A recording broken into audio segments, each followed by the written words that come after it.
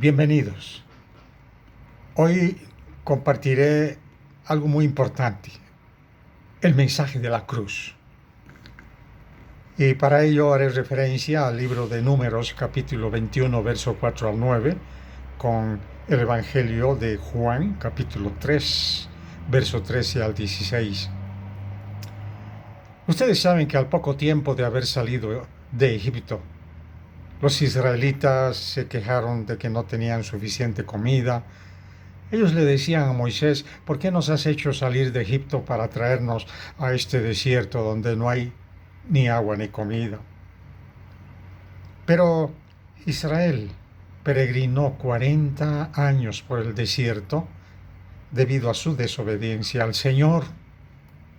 Después de 39 años, imagínense, después de 39 años del camino por el desierto, acamparon en Cades y María, la hermana de Moisés y Aarón, muere. 4 meses después de ese suceso, el pueblo llegó al monte de Hor, en las fronteras de Edom, y fue allí cuando Dios le anuncia a Moisés que el último día de su hermano Aarón había llegado. Y ya no faltaba mucho para llegar a la tierra prometida. Habían pasado casi 40 años, pero los israelitas seguían quejándose. Después, como dice la palabra, partieron del monte de Hor, camino del Mar Rojo, para rodear la tierra de Edom. Y se desanimó otra vez el pueblo por el camino.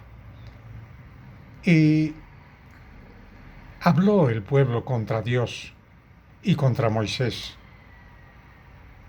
diciendo: ¿por qué nos hiciste subir de Egipto para que muramos en este desierto? Pues no hay pan ni agua, y nuestra alma tiene fastidio de este pan tan liviano. Haciendo referencia al maná. Dios, al oír la queja del pueblo, les envió serpientes que mordían por doquier. Y murieron muchos israelitas, por lo que la gente vino a Moisés para confesarle su pecado, por haber hablado mal contra Dios y contra él. Entonces Moisés oró, y el Señor le ordenó hacer una serpiente ardiente de bronce.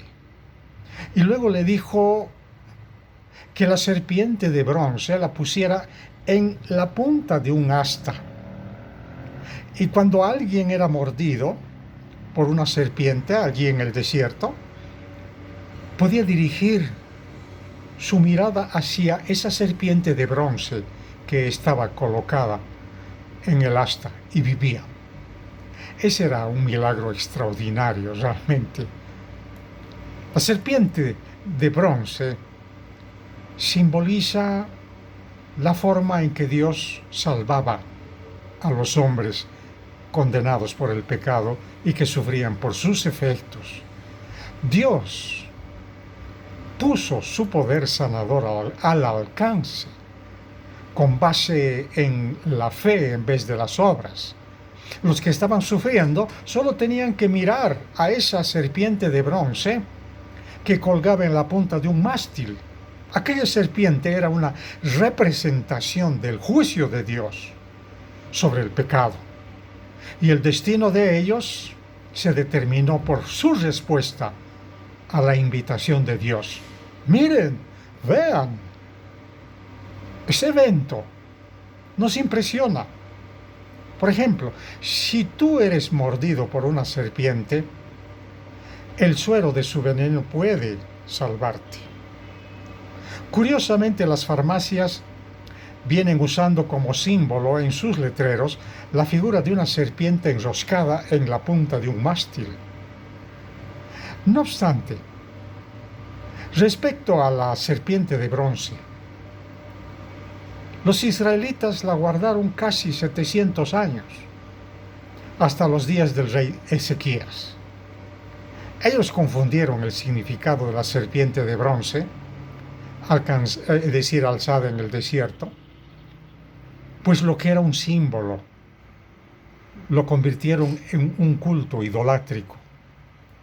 Sin embargo, de acuerdo a Segundas de Reyes, capítulo 18, verso 4, el rey Ezequías hizo pedazo ese objeto de bronce, porque Israel estaba quemando incienso en su época.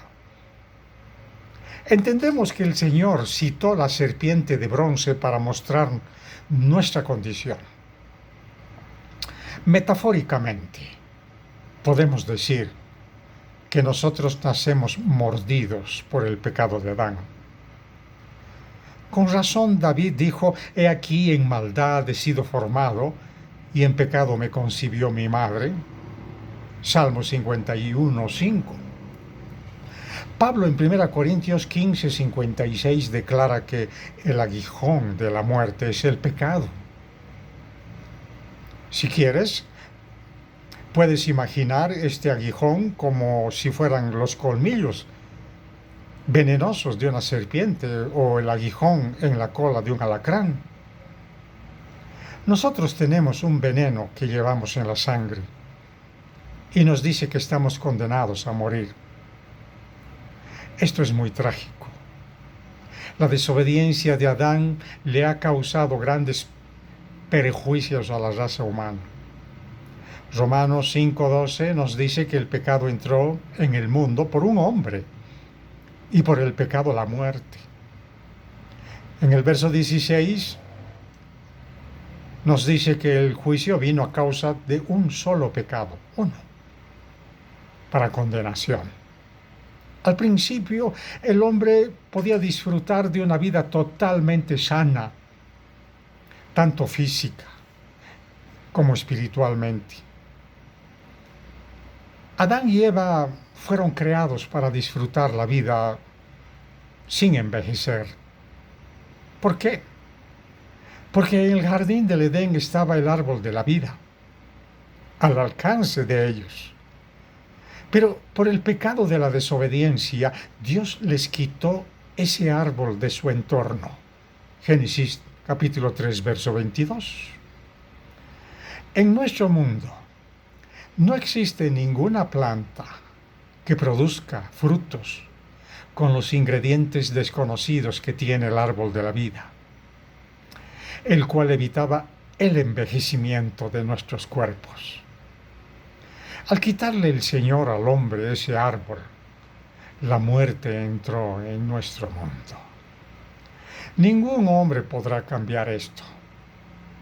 Salomón en Eclesiastés capítulo 8, verso 8 dice que no hay hombre que tenga potestad sobre el espíritu para retener el espíritu, ni potestad sobre el día de la muerte. Y no valen armas en tal guerra, ni la impiedad librará al que la posee. Asombroso. Eclesiastés 12:7 dice que el cuerpo vuelve al polvo y el espíritu vuelve a Dios que lo dio.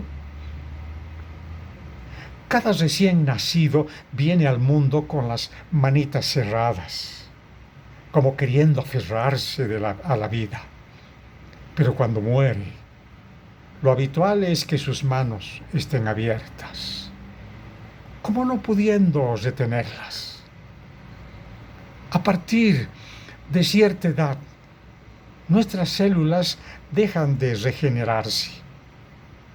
Incluso los hombres más longevos tuvieron que morir.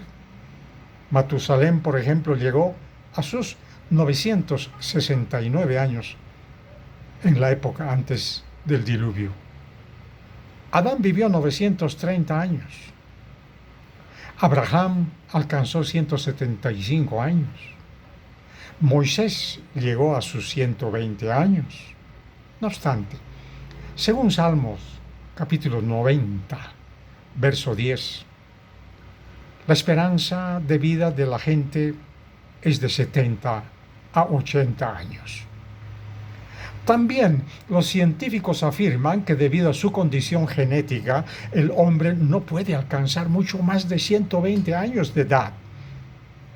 Cada persona tiene un cronómetro interno que deja de funcionar y después de este tiempo, ¿no es cierto?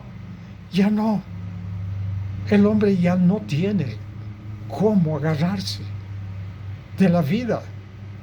Sin duda hay un programa suicida molecular instalado en el cuerpo que hace que las células mueran cada segundo. Nuestras células mueren. Eso es increíble. Existe, por lo tanto, una muerte celular programada, llamada por la Biblia el aguijón de la muerte, de acuerdo a 1 Corintios, capítulo 15, verso 56. En un cuerpo adulto, varios millones de células se destruyen cada segundo, siendo reemplazadas por nuevas. Pero en cierto momento de la vida, el cuerpo recibe la señal de cesar el proceso de renovación. Se acelera entonces el envejecimiento y el hombre se enferma y se muere. Solo Dios puede cambiar esta tragedia. Es una tragedia, ¿verdad? Él quita la vida, pero también Él da la vida. En el Evangelio de Juan, capítulo 11, verso 35, vemos que Jesús lloró en Betania, frente a la tumba de Lázaro. Esa era una protesta del Señor contra los destrozos que el pecado ha ocasionado al mundo, con el dolor, la enfermedad, la muerte y el duelo como secuela. Pero allí Jesús se presentó como el amo de la vida. Jesús le dijo a Marta, hermana de Lázaro, yo soy la resurrección y la vida. El que cree en mí, aunque esté muerto, vivirá. Y todo aquel que vive y cree en mí, no morirá eternamente. ¿Crees esto?, le dijo Jesús a Marta. Eso está en Juan capítulo 11, verso 25 al 26. Marta le dijo, sí, Señor. Es Dios quien nos invita a creer en el autor y consumador de la fe en Cristo Jesús, Señor nuestro. De esta manera, Jesús dice en Juan capítulo 3, verso 14 al 15, y como Moisés levantó la serpiente de bronce en el desierto,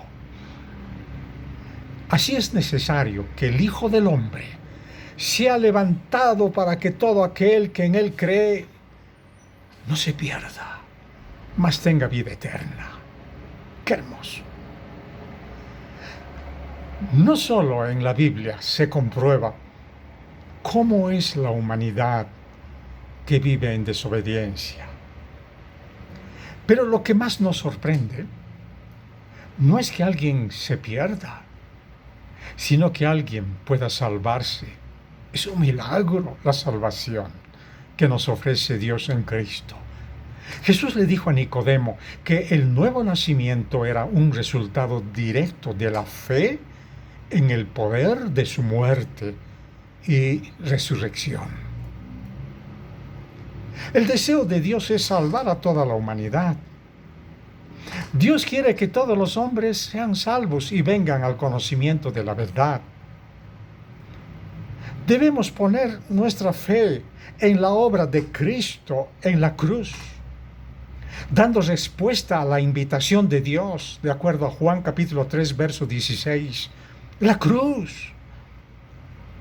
La cruz es el punto donde se reúnen los rayos luminosos de la revelación cristiana. Es la inspiración del pensamiento cristiano. Es el impulso de la acción cristiana. Y es la clave del sufrimiento cristiano. La cruz.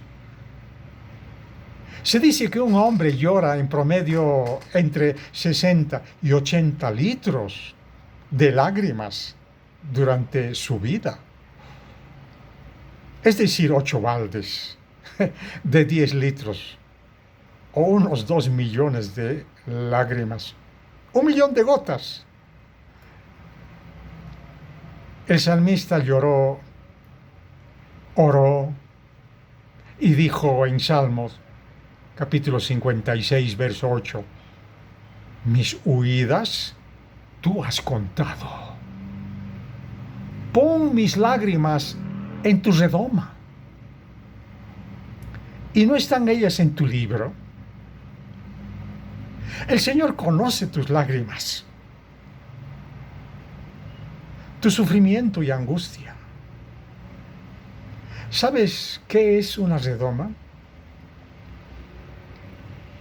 Redoma es una vasija de vidrio, ancha en su fondo, que se va angostándose hacia la boca. Imagina lo siguiente. Al inicio de tu vida, de bebé lloras mucho. De niño, lloras un poco menos. De joven y después de anciano, casi dejas de llorar. Bueno, depende de la vida que se lleve. Quizás un adulto llora bastante por algún motivo. Las lágrimas son un símbolo de dolor. Un autor y científico cristiano, Werner Heath, explica que al evaporarse una lágrima, permanecen los cristales.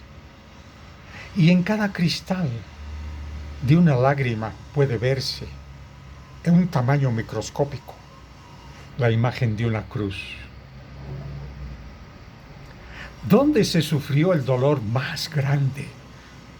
Sin duda alguna en la cruz, donde Jesús cargó el pecado del mundo. Ciertamente llevó Él nuestras enfermedades y sufrió nuestros dolores, dice Isaías 53:4. En el verso 6 dice, todos nosotros nos descarriamos como ovejas. Cada cual se apartó por su camino. Mas Dios cargó en Él el pecado de todos nosotros. Como ovejas torpes perdimos el camino de salvación. Uno puede comenzar cometiendo el error de tomar el camino equivocado y antes de que pase mucho tiempo se estará descarriando más y más del verdadero camino, ¿verdad? Todos hemos pecado. Estamos destituidos de la gloria de Dios. Los pecadores tienen su amado pecado, su mal camino, de la que son aficionados.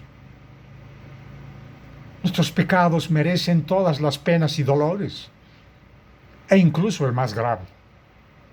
No obstante, somos salvados de la ruina, a la que por el pecado nos hacemos responsables. Poniendo nuestros pecados sobre Cristo, obviamente.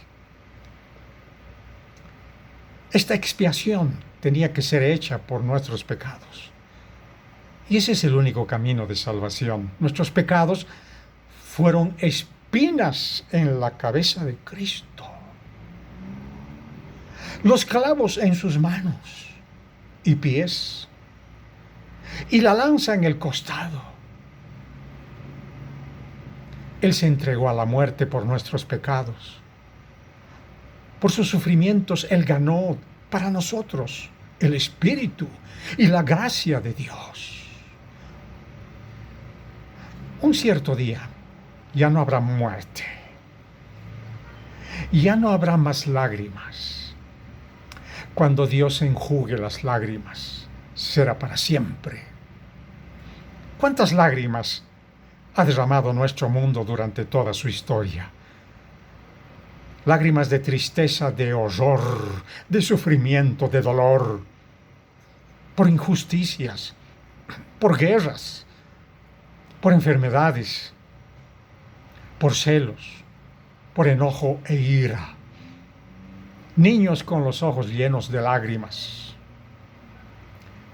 Lágrimas en los rostros de mujeres desesperadas y de hombres horrorizados.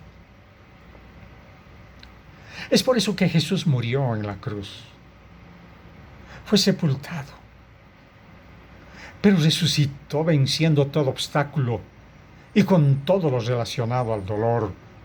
Por algo dice Salmo capítulo 126, versos 5 al 6, los que sembraron con lágrimas, con regocijo segarán. Irá andando y llorando el que lleva la preciosa semilla, mas volverá a venir con regocijo, trayendo sus gavillas. El concepto de la cruz determina el concepto de Dios, de la historia, del hombre y de la revelación. Por medio de la cruz podemos comprender el corazón de Dios y la incapacidad del hombre. Es trágico que a veces en realidad al hombre le falta un sentimiento de pecado que es esencial para apreciar la obra salvadora de Cristo. A veces un individuo no ve la necesidad de un mediador entre él y Dios. Para apreciar la cruz es necesario que el hombre vea ambas cosas, su acercamiento a Dios y su alejamiento de él. El hombre con un sentimiento de pecado y de culpa, que sabe que no está bien con Dios y que tiene que dar cuentas a Dios, es el hombre que puede comprender el mensaje de la cruz. El motivo de la redención se encuentra en la naturaleza divina y en la necesidad humana. Cristo murió porque Dios nos ama. Sin embargo, es necesario que Dios nos abra el entendimiento, porque nadie puede allegarse a Dios si no interviene Él. En Juan 3:13, Jesús nos deja en claro que Él es la respuesta. Dijo, nadie subió al cielo, sino el que descendió del cielo, el Hijo del Hombre, que está en el cielo. Más allá de la propia palabra de Jesús, de la necesidad del nuevo nacimiento de un individuo, no puede haber explicaciones. Él es, en verdad, el único eslabón entre el cielo y la tierra. Pedro le dijo a los judíos, y en ningún otro hay salvación, porque no hay otro nombre bajo el cielo dado a los hombres. Hechos 4:12.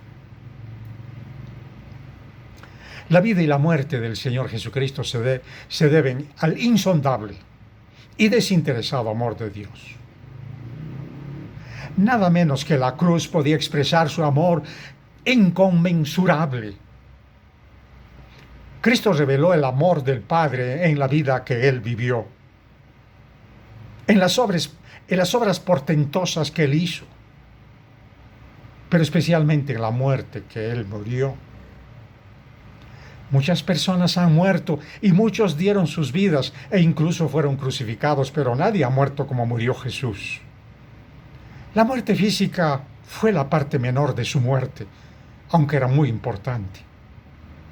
Su muerte era solo una demostración visible de algo profundamente espiritual e invisible. Era el amor en su propósito más elevado, su entrega de amor. Entonces la cruz simboliza el poder del amor, la fortaleza de la verdad y la victoria inevitable de la justicia en nuestro mundo. El mundo en vano trata de forcejear para salir de la arena movediza del pecado, ignorando la cruz. Pero dirige un reto a aquellos que han hallado fe, esperanza y certidumbre. La fe y la visión que la cruz nos da constituyen la única esperanza para la humanidad. Ese es el Evangelio. La cruz ha resistido todas las burlas del moderno antagonismo, del agnosticismo y del odio, pero la gente no ha podido añadir ni quitar nada a la cruz. Pues la obra de Cristo en la cruz sobrevivirá a todas las ideologías que hoy día tratan de destruir el cristianismo o reemplazarlo con alguna otra cosa. Solo en la cruz hay seguridad estable, inconmovible, inalterable y durable. La salvación del mundo depende de la muerte expiatoria del Señor Jesucristo en la cruz del Calvario. La cruz es como la piedra clave en el arco de la omnipotencia de Cristo. Él dice, y si yo fuere levantado de la tierra, a todos atraeré a mí mismo. Juan 12:32. Debiéramos decir como Pablo dijo, pero lejos esté de mí gloriarme, sino en la cruz de Cristo, nuestro Señor Jesucristo, de nuestro Señor Jesucristo.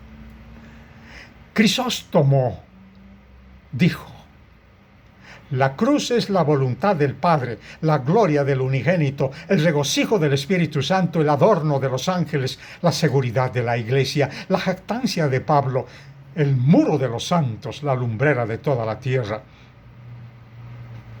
La tragedia primordial del mundo es el pecado. Y la necesidad fundamental del hombre es la necesidad de un Salvador y Redentor del pecado. Cristo crucificado y resucitado es el poder de Dios para salvación a todo aquel que en Él cree. El Señor Jesús fue entregado por nuestros delitos y resucitado para nuestra justificación. La cruz brilla con la gloria de Dios, mientras que las más densas tinieblas sucumben ante la luz de la salvación. Su entrega de amor es la única esperanza para el mundo. Cuando Dios ama, nunca abandona, sino que persevera y triunfa. La cruz. Amigos, amigas, hermanos y hermanas, Dios los bendiga. Que este mensaje sea de mucha bendición y puedan comprender que no hay otro camino, solo Jesús. Hasta pronto.